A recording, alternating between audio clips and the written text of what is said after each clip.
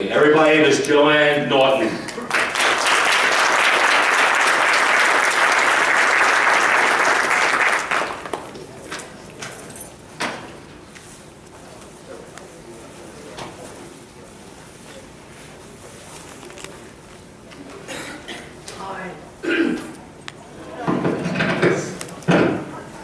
Thank you so much. I'm happy to be here this afternoon at the Save Long Island event. And I'd like to thank you for giving me this opportunity to talk about this country's drug policy. As you just found out, I'm retired from the New York Police Department, the NYPD. I was a police officer, a detective, a sergeant. I retired as a lieutenant after over 20 years.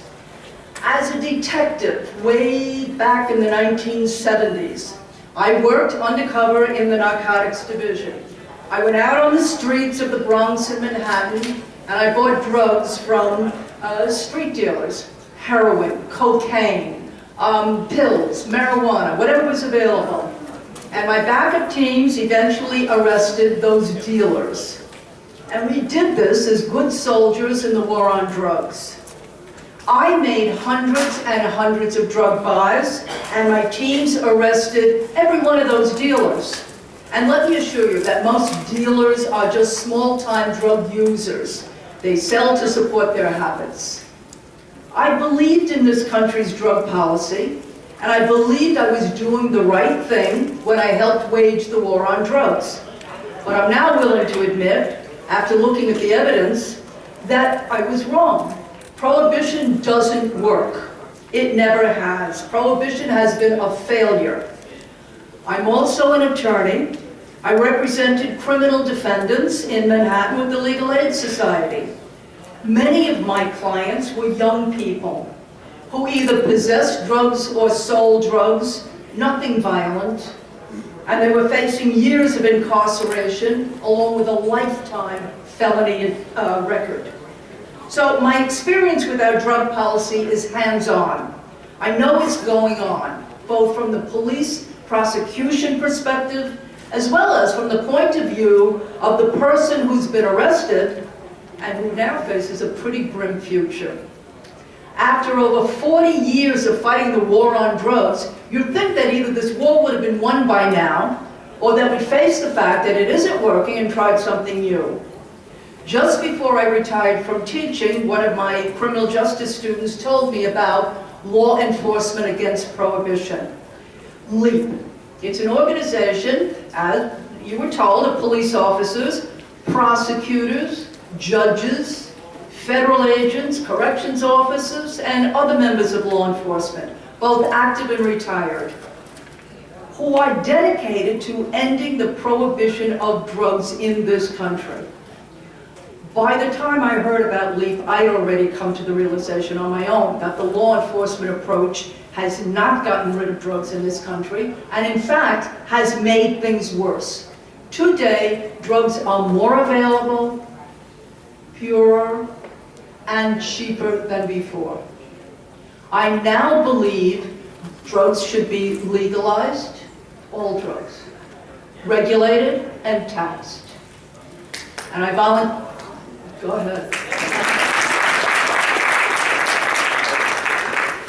And I volunteer my time to speak about the issues as a member of LEAP. I'm not salaried, I'm not here on any payroll. I do this because I believe it's the right thing to do. Our name, Law Enforcement Against Prohibition, of course, refers to the prohibition of alcohol back in 1920 to 1933. This was a period of time characterized by gangsters and violence. And it was a time when the average citizen broke the law. Alcohol was blamed for many of society's ills, especially crime. But Prohibition failed to bring about the perfect, sober, crime-free world they expected. Then the stock market crash of 1929 and the onset of a terrible economic depression meant people needed, dare I say it, jobs, and the government needed money. And it sounds familiar. Making alcohol legal again opened up many new jobs for the people, as well as providing additional sorely needed revenue in the form of taxes. Back then, In 1929, a man who's known as the father of professional policing, August Vollmer, was the primary author of the Wickersham Commission report, and that was the study that served to bring an end to the prohibition of alcohol. Vollmer opposed the enforcement of drug laws. He said, quote, "They engender disrespect both for law and for the agents of law enforcement." And his words ring as true today as they did in 1929. After over 40 years of a drug war, people, especially young people, don't look at cops as heroes, but as people to be feared, making it more difficult for cops to fight real crime. Cops rely on the public to help them solve cases. They can't do it by themselves. But today, an awful lot of people don't want anything to do with cops. They fear them. Eventually, Prohibition came to an end in 1933, after only 13 years. Prohibition was characterized by violence, and today's war on drugs is no different. It is also characterized by violence. Not by those who use drugs, but from the war on drugs. Drug dealers fighting in the streets over the very lucrative, illegal drug market. You don't see liquor store owners shooting it out over who's going to sell Bud Light on the block. Today, the right to sell beer and wine and other alcohol is regulated. Today, we buy our alcohol from respectable business people. I can tell you that most drug users are not violent. Usually, they just want to be left alone.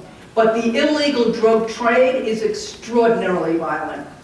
Many police officers have spent their entire careers risking their lives for the sake of the drug war. We've seen colleagues killed in the struggle, not to mention the many civilians, innocent men and women and children, caught up in the violence because very often they happen to be at the wrong place at the wrong time. They may be caught in the crossfire of a shootout between drug dealers. It is a major waste of resources to be putting so much time and money and lives into prosecuting, arresting non-violent drug offenders. Drug users who are harming no one should either be left alone or, if they want it, given treatment. When we arrest them, we cause far more harm than drugs do. A felony conviction makes it extremely difficult or even impossible in some cases to have a career, to get a job, to get an education, housing. The right to vote is lost forever in this country for many people with a felony conviction. And the effect of incarceration on families and neighborhoods is devastating. This war on drugs harms people more than drugs do. Excuse me. The use of drugs is a health matter, not a matter for criminal justice. In fact, numerous medical organizations have concluded that marijuana can be a safe, effective medicine. But patients who cannot obtain marijuana legally, and for whom the standard legal drugs are not safe or effective, have two terrible choices. Either continue to suffer, or buy marijuana illegally and take some really serious risks. Patients who cannot obtain marijuana legally risk not being able to get enough to help with some of the side effects of their cancer treatments, for example, or enough to relieve anxiety, or the symptoms of arthritis, glaucoma, chronic pain. They also face the terrifying risk of buying marijuana that is contaminated when they have to get it from the criminal market. And otherwise, law-abiding people face the risk of being arrested, fined, having their property forfeited, being incarcerated, and having a criminal record. I can tell you about a woman I know. She's a grandmother, as well as a decent, hard-working woman. She lives on the Upper East Side of Manhattan. She got cancer. She went through the traditional medical treatments, and then she found herself suffering from the side effects of those treatments. She had pain and constant nausea and appetite loss. because she heard, excuse me, because she heard that marijuana might help her with those symptoms. She went out on the streets of Manhattan and stalked total strangers until she found someone who could help her get marijuana. A stranger on the street. That's not the way anyone should have to get medical help. I know from my own experience in the police department that prohibition's a bad policy. Prohibition doesn't work, never has, never will. Every time we put a so-called drug kingpin away, you've read about those arrests, those prosecutions. There's a slew of others waiting to take his place. It's another job opening. There's too much money involved. The illicit drug market is far too lucrative to be arrested away. They say insanity is doing the same thing over and over, and each time expecting a different result. Our drug policy is an example of insanity. The prohibition of drugs began in 1914 with the Harrison Act, and that was directed at doctors, and it regulated opium and opium derivatives and cocaine, largely because 1.3% of the population was said to be addicted. Remember that number. Then, years later, in 1970, President Nixon established a committee to study the effects of marijuana, just marijuana, and make recommendations for a drug policy. 9 of the 13 members of the commission were appointed by President Nixon. When he found out the commission was going to recommend decriminalization of marijuana, he rejected the report.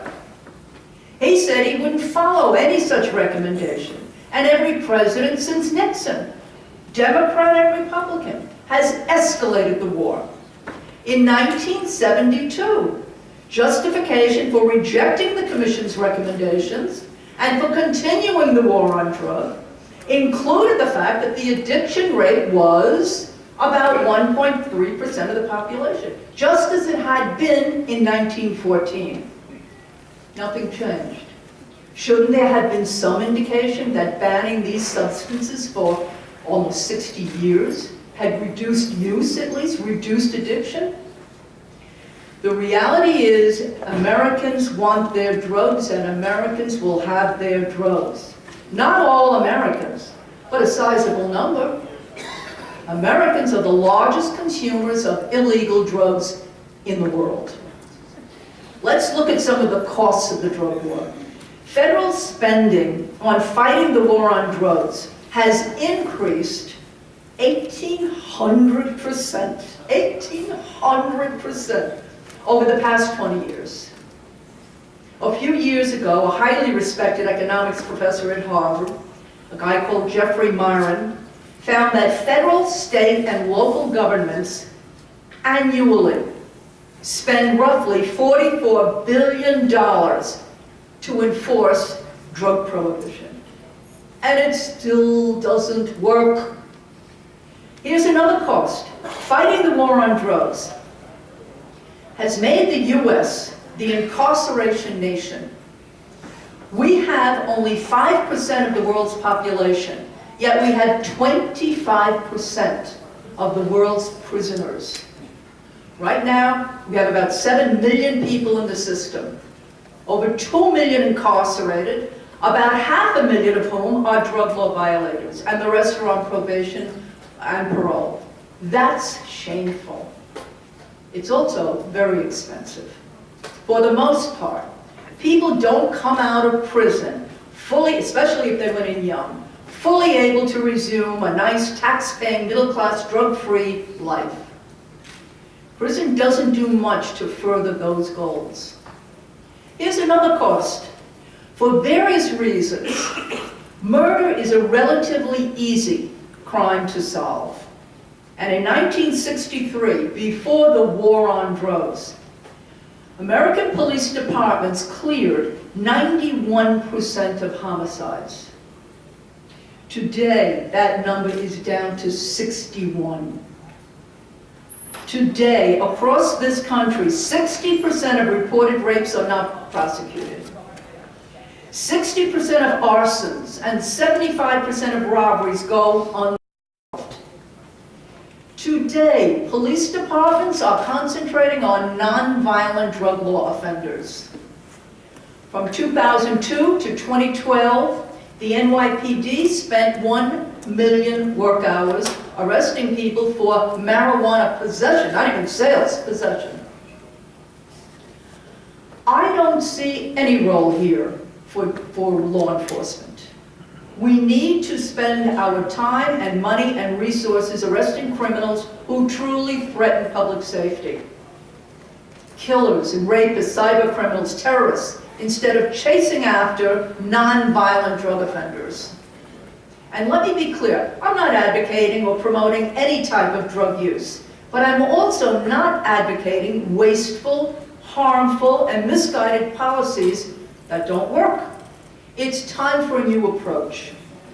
In the late 90s, drug abuse had become a significant and seemingly uncontrollable social problem in Portugal. So they passed a law decriminalizing all illicit drugs for personal use, including cocaine and heroin. The drugs are decriminalized, meaning they're not legal, but violations are considered administrative, like traffic tickets, rather than criminal. Instead of being sent to criminal courts and prisons, users are sent for counseling and, when necessary, treatment. No criminal record. Despite loud warnings to the contrary from the drug war hawks, usage rates dropped substantially for virtually every substance among the critical age group, 13 to 18-year-olds. Portugal is happy with the results. Switzerland is another example. In the late 1980s and early 90s, Switzerland had a terrible problem with heroin abuse, along with increasing numbers of HIV/AIDS cases as a result of illicit drug use. They developed a new policy that began to look at drug addiction as an illness. As part of this change, in '94, they developed an experiment to treat heroin addicts with government-manufactured heroin, taking the illegal market out of the equation. In addition, they authorized methadone programs, safe injection rooms, needle exchange programs across the country, including prisons. And I should add a word here about American prisons. Although they are probably the most secure in the world, each and every American prison has a drug problem. You can't keep drugs out of prisons. How are you going to keep it out of the country? The results in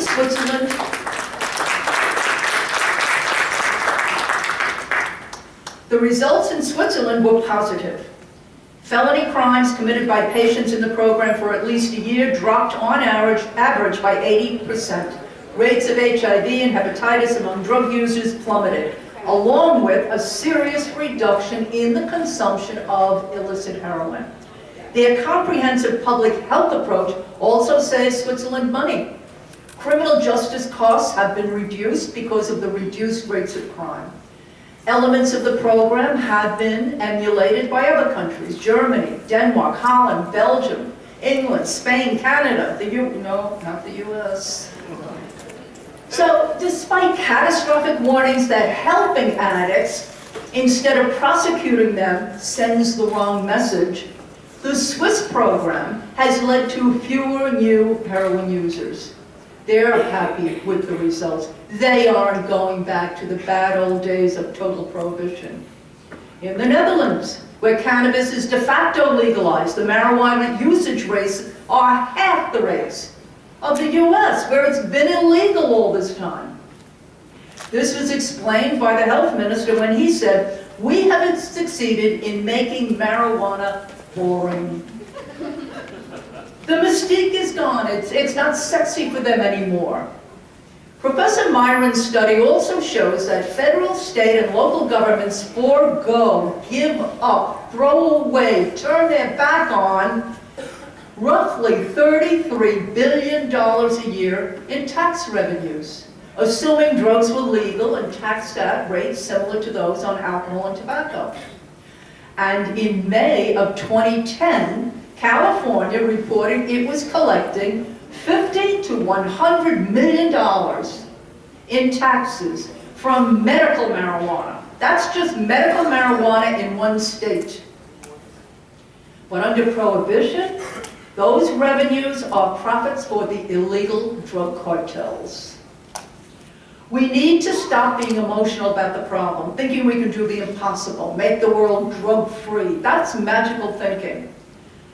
A guy called Kevin Sabet, he's a former senior advisor to the White House drug czar, and he's an avid proponent of keeping drugs illegal. But even he had to admit, he said, we've had generations to make current efforts against drugs better. And we haven't because we can't. If we could possibly be successful in eliminating illegal drugs, he said, we would have done it long ago. And if such a thing were at all possible, he said, it wouldn't take generations for us to do it. And he's right. Human beings have always used substances to relax, to feel good. That's human nature, and there's nothing wrong with it. But we know there will always be some people who will become addicted for various reasons. Some people are more vulnerable than others when it comes to addictions. Some people become addicted to certain activities, drinking alcohol or caffeine or gambling, that most of us can engage in without becoming dependent or addicted. We have to try to minimize that number of people and help the people who truly need help. Remember that when drugs were made illegal in 1914, the government justified that by saying that 1.3% of the population was addicted to drugs. And in 1970, the war on drugs was begun because at that time, it was estimated that 1.3% of the population was addicted. Well, 4 years ago, how many people do you think were estimated to be addicted? After about 90 years of illegality, including over 40 years of a war against drugs, 1.3%. It is time for a new approach. Is legalizing drugs a good idea? I think so. I want to see drugs legalized, regulated, and taxed. By no means am I advocating a free-for-all, anything goes, capitalism gone wild approach with drugs. I believe drug use is a personal matter, and drug addiction is a public health matter, not a matter for criminal justice. We've got to end this war on people who use drugs and try a better, smarter approach. Legalize, regulate, and tax. So, if you think you might be interested in the work we're doing at LEAP and would like to help us replace the war on drugs with some smart policies, regulation of drugs, not incarceration of drug users, I invite you to become members of LEAP. New members can join by visiting our website at leap.cc.